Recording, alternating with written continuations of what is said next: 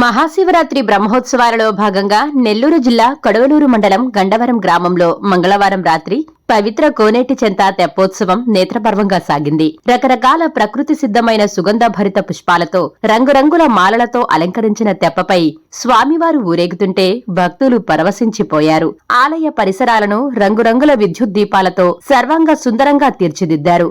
ఉత్సవంలో భాగంగా ఏర్పాటు చేసిన బాణాసంచా ప్రదర్శన ఆకాశంలో రంగుల విందును తలపించింది. ఇక చిన్నారుల కోసం ఏర్పాటు చేసిన రంగుల రాట్నాలు, ఇతర వినోద కార్యక్రమాలు ప్రత్యేక ఆకర్షణగా నిలిచాయి. ఈ వేడుకల్లో ప్రధాన ఘట్టం ప్రముఖ సినీ గాయని మంగ్లీ ఆధ్వర్యంలో జరిగిన సంగీత కచేరీ. మంగ్లీ తన గాత్రంతో ఆలపించిన భక్తి గీతాలు భక్తులను మైమరపించాయి. వేలాది మంది ప్రజలు, మహిళలు, పిల్లలు కుటుంబ సమేతంగా తరలివచ్చి ఈ సంగీత విభావరిని తిలకించి ఆనందించారు.